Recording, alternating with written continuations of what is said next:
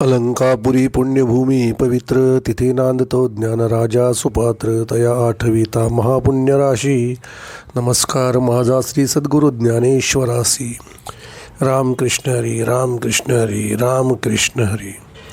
अथवा निधान हे प्रगटले म्हणवनी कदिरांगार गोळे भरले का सावली नेणता घातले कुहासिंहे.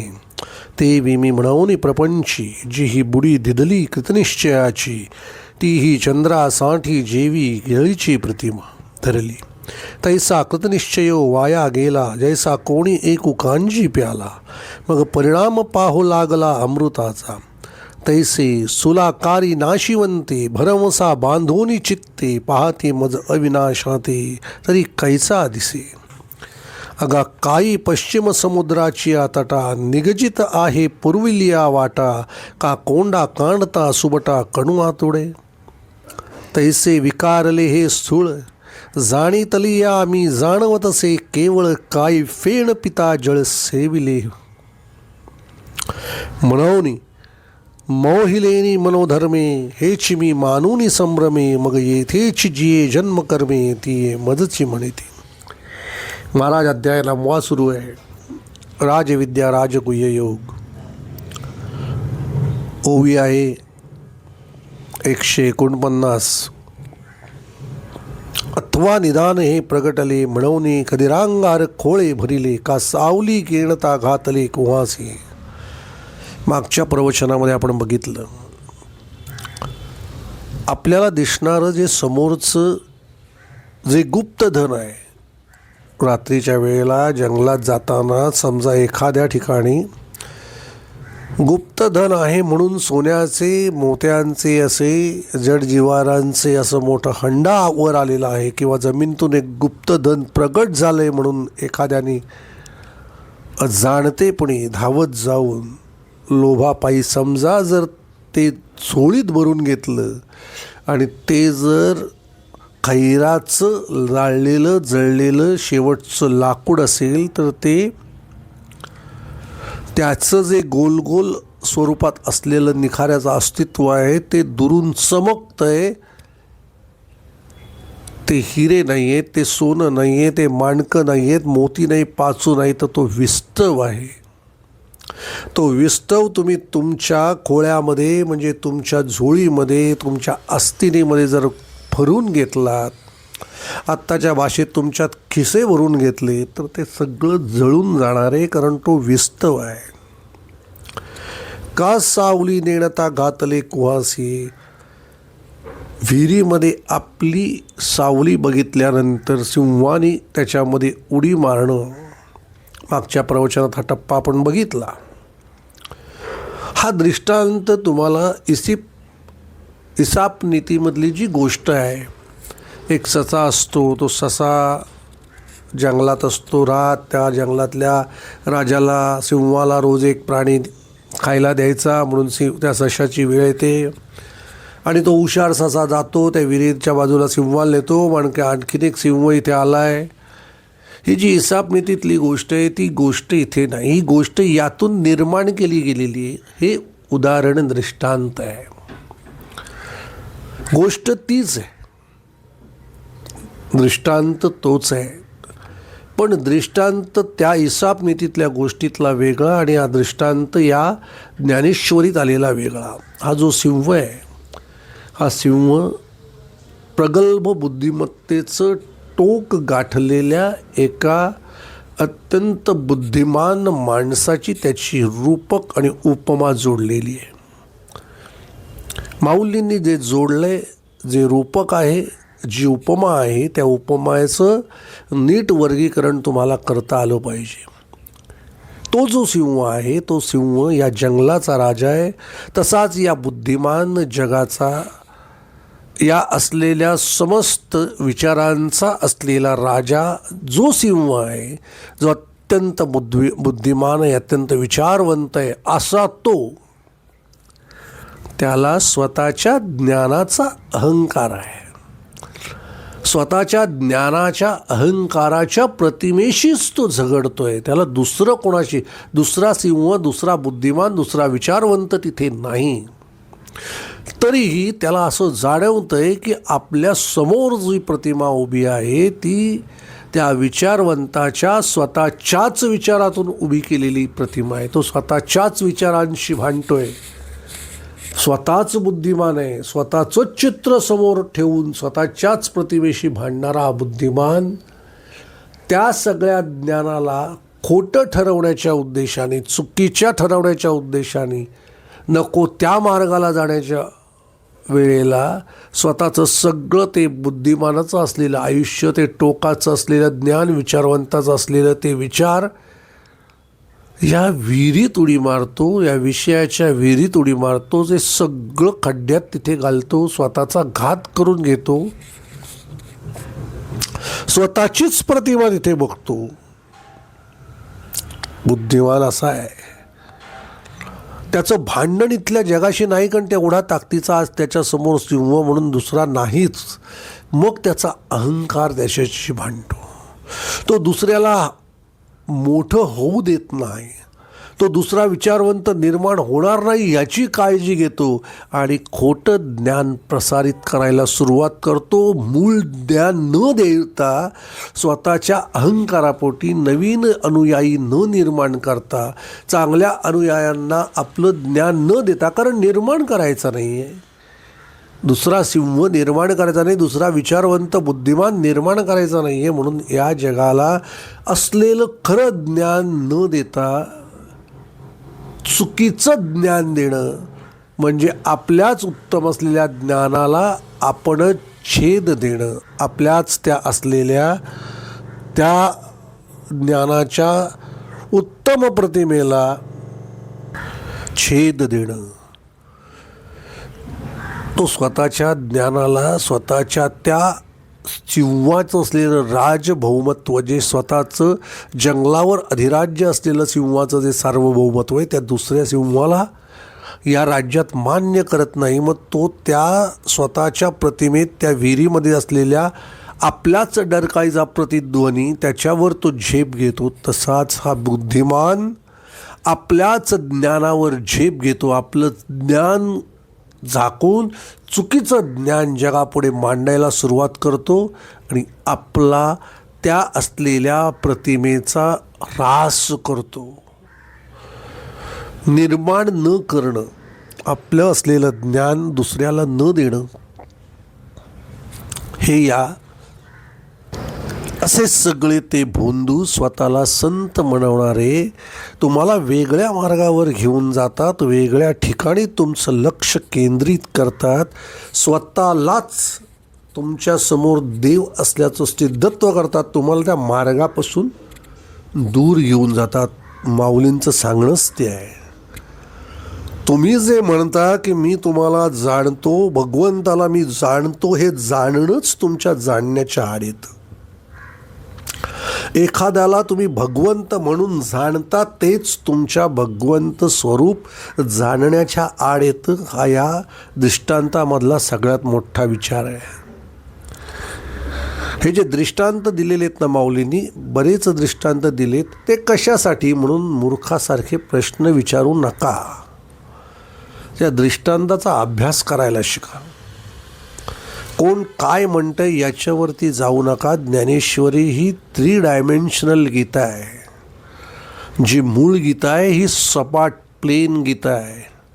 ज्ञानेश्वरी 3D तुम्हाला 4K मध्ये तुम्हाला संपूर्ण विचार दाखवला जातो आहे. 4ही बाजूनी 10 दिशांनी विचार दाखवण्याची जी प्रक्रिया ही ज्ञानेश्वरी करते. समजून घ्या, प्रत्येक दृष्टांत समजून घ्यायला शिका. ओवी समजून घ्यायला शिका. थांबा. ओवीवर जर थांबता आलं, घसरायचं नाही, एखाद्या ओवीवर थांबायचं, स्थिर व्हायचं, त्यातल्या दृष्टांताचा, त्यातला विचाराचा मागोवा घ्यायचा. तो जोपर्यंत सापडत नाही तोपर्यंत पुढे जायचं नाही. हा अट्टास असेल तर ज्ञानेश्वरी तुम्हाला सगळं देईल. ज्या ज्या गोष्टीची अपेक्षा तुम्हाला या भगवंत सृष्टीमध्ये, ते प्रत्येक गोष्टीचं स्वरूप समजून तुम्हाला ती गोष्ट देईल. ज्ञानेश्वरीची ताकद आहे. सर्व सिद्धी या ज्ञानेश्वरीमध्ये पाणी भरतात, ते लक्षात ठेवा. सर्व सिद्धी या ज्ञानेश्वरीमध्ये पाणी भरतात. त्याच्यामुळे प्रत्येक सिद्धी इथे नतमस्तक होते. त्याला कारण आहे, प्रत्येक सिद्धांताचं विवेचन माऊलींनी यथोचित मांडलेलं आहे, समजण्याची गरज आहे.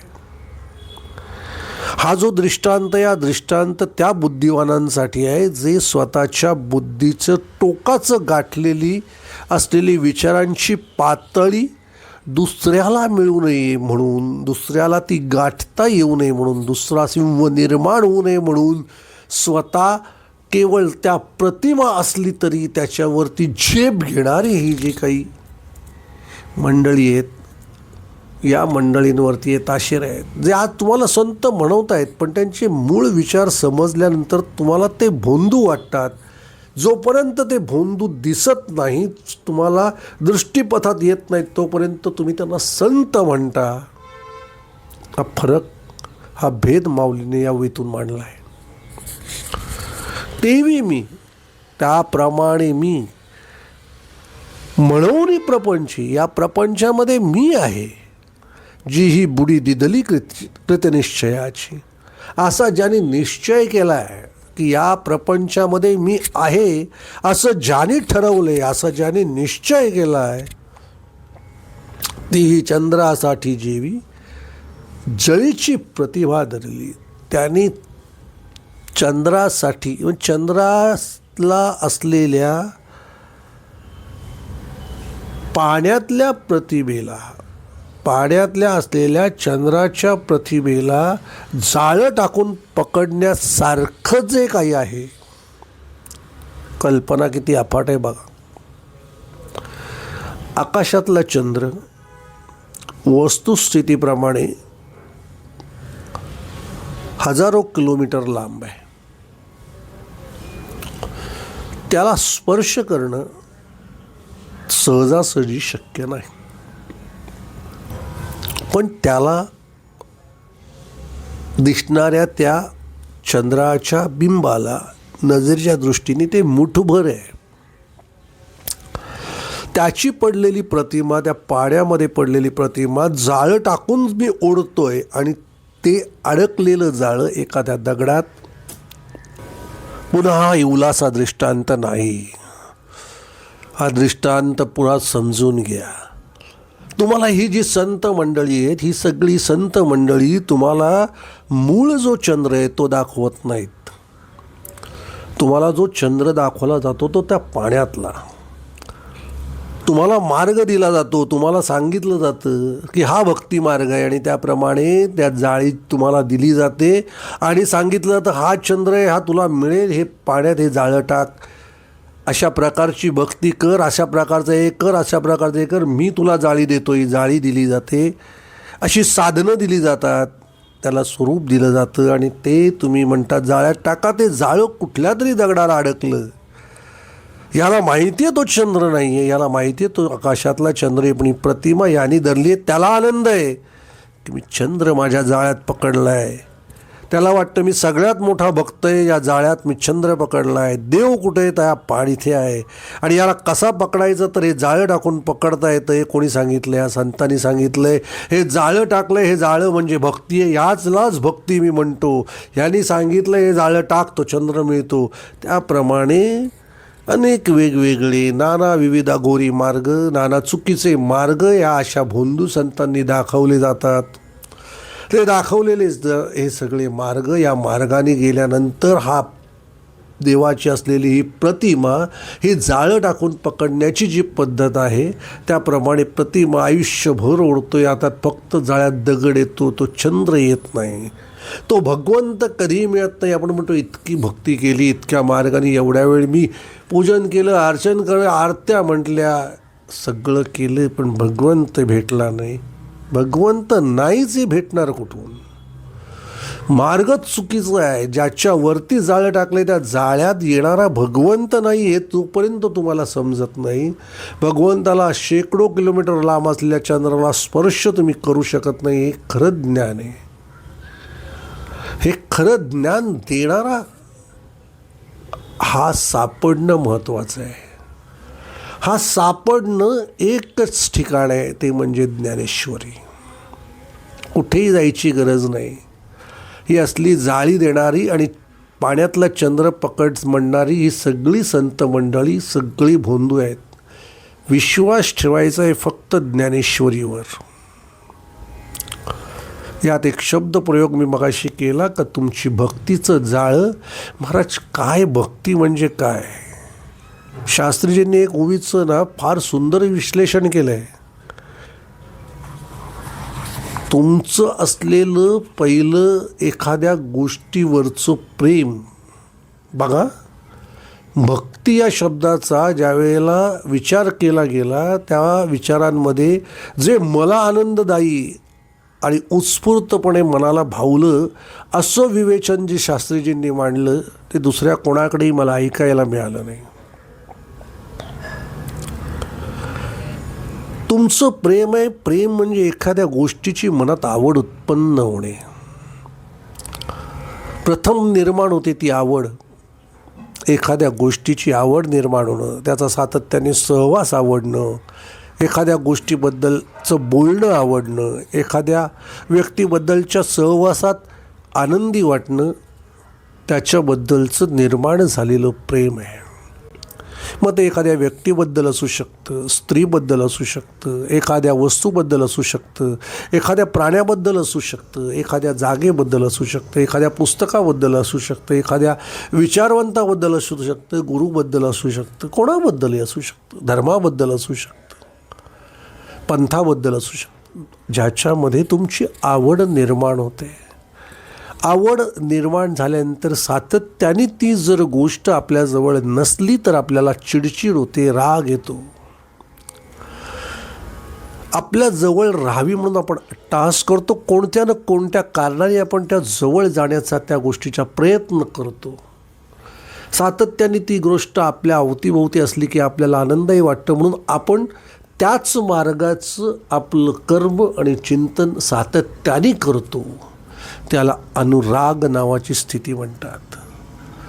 कारण तुम्ही त्यात गुरफटलेला, तुम्हाला ती गोष्ट जर नाही मिळाली, नाही दर्शन झालं तर तुम्हाला त्या गोष्टीचा राग येतो, चिडचिड व्हायला सुरुवात येते. त्याला अनुराग म्हणतात.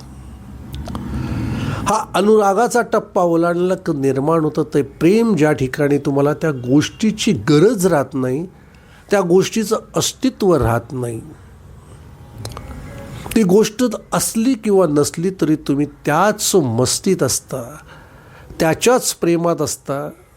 त्याला म्हणता प्रेम. ती नसली तरी ती आहे म्हणून तुम्ही तिच्याशी बोलता.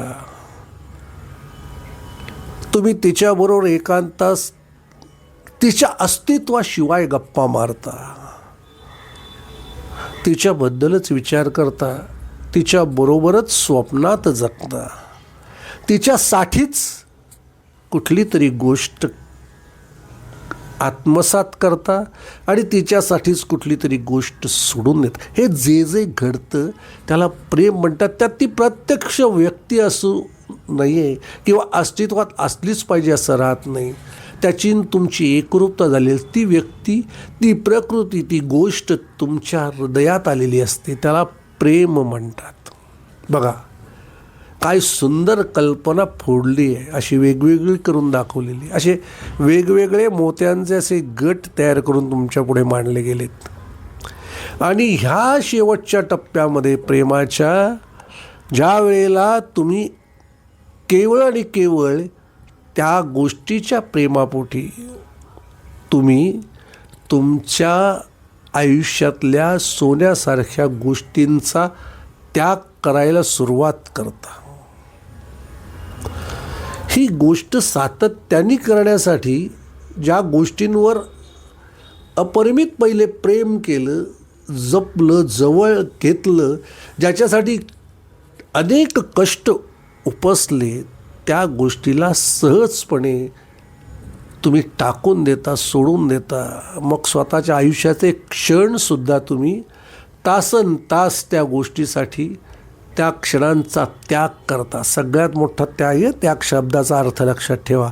फालतू काहीतरी मी कपडा सोडला, मी अन्न सोडलं, मी हे टाकलं, मी जमीन, या असलेला त्याग म्हणत नाही. त्याग या शब्दाचा अर्थ तुमच्या आयुष्याचे सोनेरी क्षण दुसऱ्यासाठी अर्पित करणं म्हणजे त्याग. लक्षात ठेवा.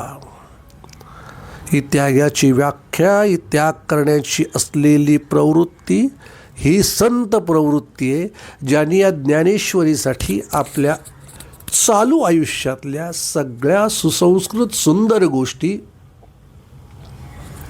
या सृष्टीमध्ये सोडून दिल्या. आणि ज्ञानेश्वरीच्या या महाराज मनाचं सांगत नाही, ज्ञानेश्वरीतली ओवी सांगतोय. ना ते समुद्रची होऊनी ठेले, तेवी चित्ताचे चैतन्य जाहले, जेथ व्याता यात निमाले घरानंद जे. आवड, अनुराग, प्रेम हा प्रवास संपला की चित्त केवळ चैतन्याच्या आहारी जातं. तेवी चित्ताचे चैतन्य झाले, ते चित्त चैतन्य होतं. या ज्ञानेश्वरीवरती प्रेम करणारे अनेक जण त्यांचं चित्त चैतन्य रूपी या ज्ञानेश्वरीच्या या विचारांमध्ये इतकं रममाण झालं की त्यांनी या संसारातल्या या सगळ्या गोष्टी लाथाडल्या. नकोसं झालं त्यांना ते वेगळं करून मुद्दामून सोडण्याची गरज लागली नाही. ते सुटलं, ते सहज सुटलं. ते इतकं सहज सुटलं की त्यांच्या मनावरती, या चित्तावरती चैतन्याचं अधिराज्य गेलं.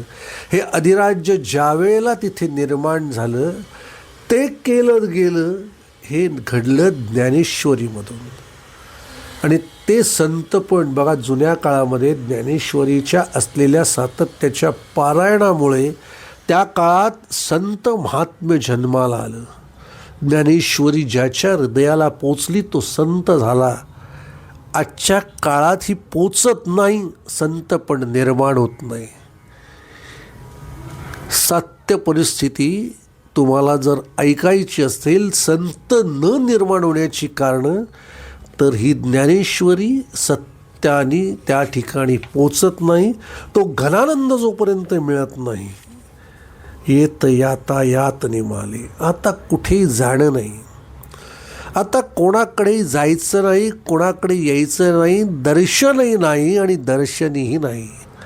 कुणाच्या दर्शनासाठी जायचंही नाही आणि कुणाला माझं दर्शन मिळावं म्हणून मी त्याच्यासमोर जायचंही नाही. मीही कोणाच्या समोर जायची गरज नाही आणि मलाही कोणाचं दर्शन घ्यायची गरज नाही.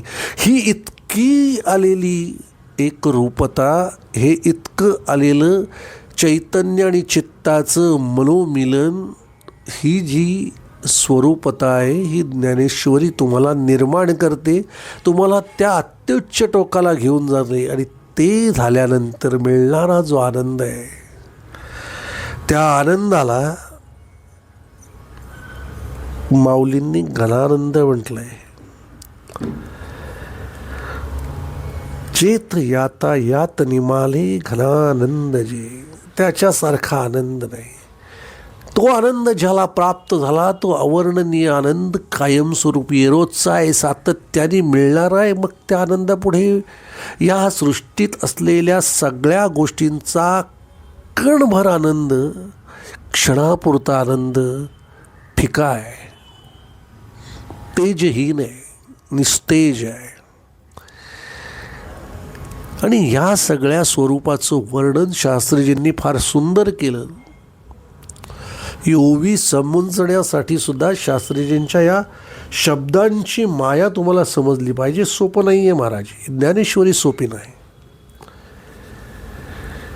तैसा कृतनिश्चय वाया गेला, जैसा कोणी एक कांजी प्यायला, मग परिणाम पाहो लागला अमृताचा. उपहास आहे, उपहासात्मक बोलणं आहे माऊलींचं. पण उपहास कसा आहे? कृतिनिश्चय, निश्चय केला आहे की इथेच भगवंत आहे, हाच भगवंत आहे म्हणून जाळं, हा माझा गुरु यांनी सांगितलंय, टाक जाळं तुला चंद्र मिळेल. दगड अडकला, ओढ म्हणला, जाळ्यात दगड आहे, चंद्र नाही. हा मूर्खपणा ज्यांनी सांगितला तो गुरुही महामूर्ख. त्याला शहाणं करायचंच नाही, त्याला शहाणं करायचं नाही, त्याला ते जाळं टाकत बस आयुष्यभर. चंद्र सापडेल म्हणून सांगणारा तो गुरुही खोटारडा, चुकीचा मार्ग दाखवणाराही खोटारडा आणि त्याच्यावर विश्वास ठेवणारा तो महामूर्ख. दोघंही महामूर्ख. त्याला म्हणले कृतिनिश्चयाची. ज्याने हा कृतिनिश्चय केला त्याचा कृतिनिश्चय वाया गेला. जैसा कोणी एक कांजी प्याला. हा असा माणूस कोणीतरी सांगितलं म्हणून कांजी प्यायला, आणि कांजी म्हणजे पेज म्हणा, भाताची पेज म्हणा किंवा त्याच्यापासून बनवलेली लापशी म्हणा, अशी पिली आणि परिणाम पाहू लागला अमृत. अरे तू पिलंस काय?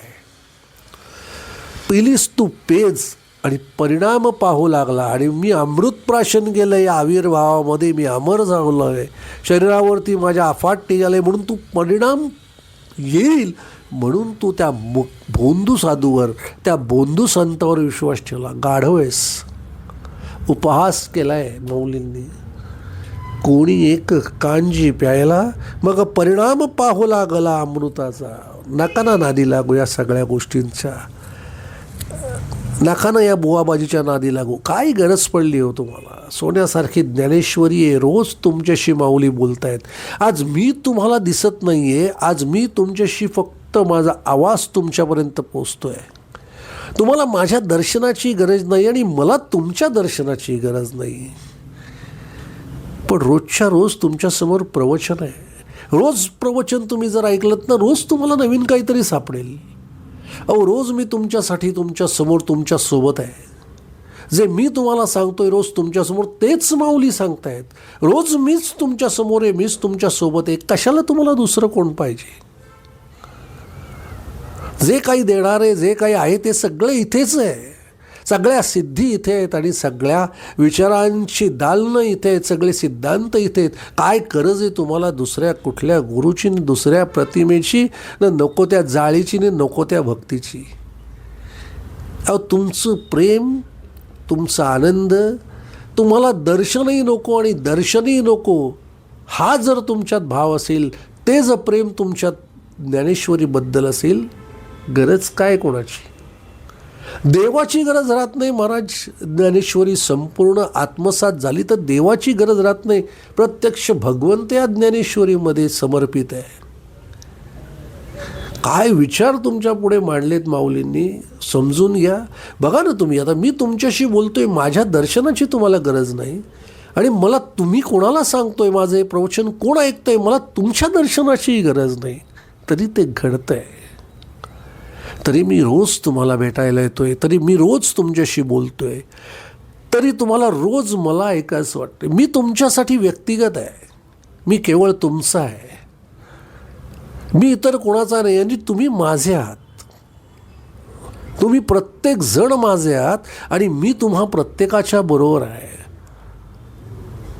व्यक्ती म्हणून जरी मी वेगवेगळा असलो तरी मी तुमचाचा व्यक्तिगत म्हणून ज्यावेळेला प्रवचन तुम्ही माझं ऐकताय त्यावेळेला केवळ आणि केवळ मी तुमचा, केवळ तुमच्या व्यक्तिमत्वाचा भाग आहे. कारण मी तुम्ही आता एकत्र झालेलो आहोत. हा 9वा अध्याय आहे, अप्रतिम अध्याय. तैसे स्थूलकारी नाशिवंते, भरवसा बांधोनी चित्ते, पाहती मज अविनाशाते, तरी कैसा दिसे. या स्थूलाकारी, स्थूल जड असणाऱ्या विनाशी जगाला या भरोसा तुम्ही बांधता का? ह्या भरोसा की तुमच्या या स्थूल जडत्व असलेल्या या विनाशी जगामध्ये मी आहे. माझ्यासारख्या अविनाश असणाऱ्या, ज्याचा नाश कधी होत नाही, ज्याचं निर्मिती होत नाही ना, ज्याचा नाश कधी होत नाही, अशा माझ्या निराकार अस्तित्वाला, ज्याच्या अस्तित्वालाही अस्तित्व नाही आणि ज्याच्या अस्तित्वाशिवाय इथलं कुठंही सृष्टीचं अस्तित्व नाही, अशा मला तुम्ही नाशवंत स्थूलकारी जगामध्ये आहेत म्हणून तुम्ही मला मानता.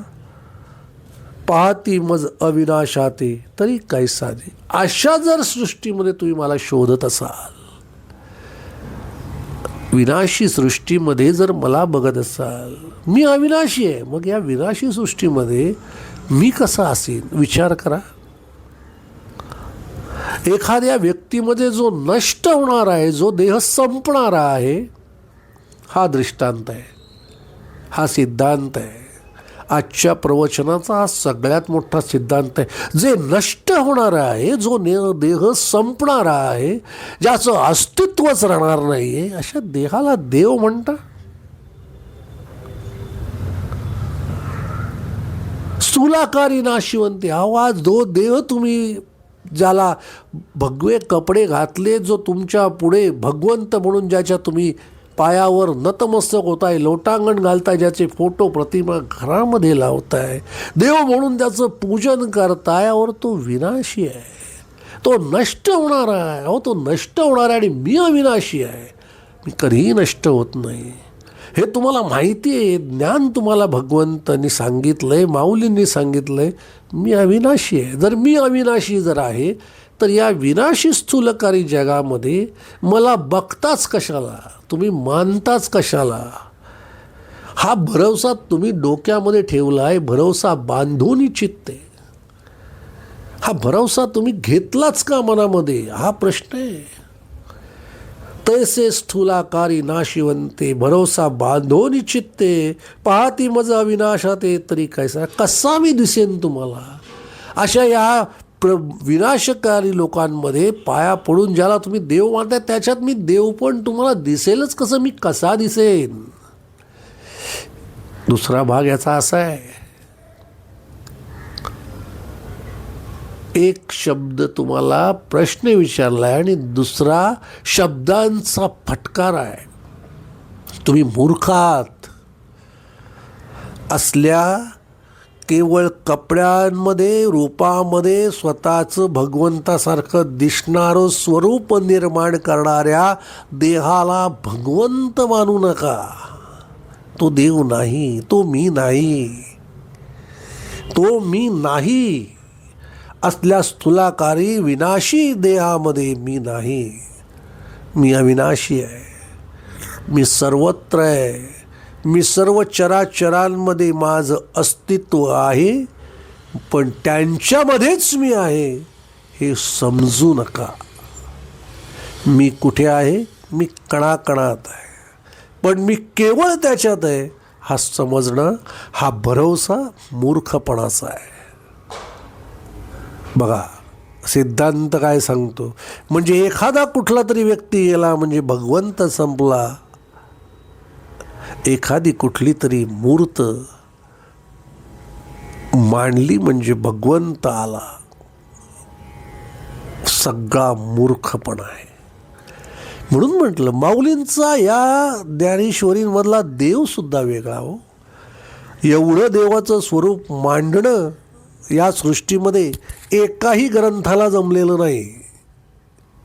मी आजही केवळ अभिमानापोटी आणि तुम्हाला काहीतरी सांगतोय आणि मला तुम्ही ऐकावं म्हणून मी काहीतरी बोलतोय असं नाही. तुम्हाला त्याचा अनुभव येईल. जसजसं तुम्ही या ज्ञानेश्वरीच्या सखोल विचारांच्या बरोबर माझ्याबरोबर या मार्गावर याल, तुम्हाला हे सत्य उलगडेल. या ग्रंथामध्ये असलेल्या भगवंताच्या स्वरूपाला असलेलं स्वरूप, असलेलं रूप, असलेली एक व्यापकता इतर कोणत्याही ग्रंथामध्ये नाही. हे तुम्हाला आपसूक माझ्याबरोबर ज्ञानेश्वरीत चालल्यानंतर दिसेल, अनुभवायला येईल. ज्ञानेश्वरी तुम्हाला अनुभव करून देण्यासाठी माझ्या शब्दांचा केवळ वापर आहे, आवाजाचा केवळ वापर आहे. म्हणून म्हटलं तुमच्यात आणि माझ्यात जो बंध आहे तो दर्शनही नाही आणि दर्शनही नाही. तुमच्या माझ्या असलेल्या दोघांच्या विचारांची एकरूपता हेच तुमचं माझं नातं आहे. महाराज अप्रतिम प्रवचन पुढे असंच चालू राहावं असं मलाही वाटते, पण वेळेची मर्यादा पाळू. पुढच्या प्रवचनात नक्की भेटू. तोपर्यंत रामकृष्ण हरी, रामकृष्ण हरी, रामकृष्ण हरी.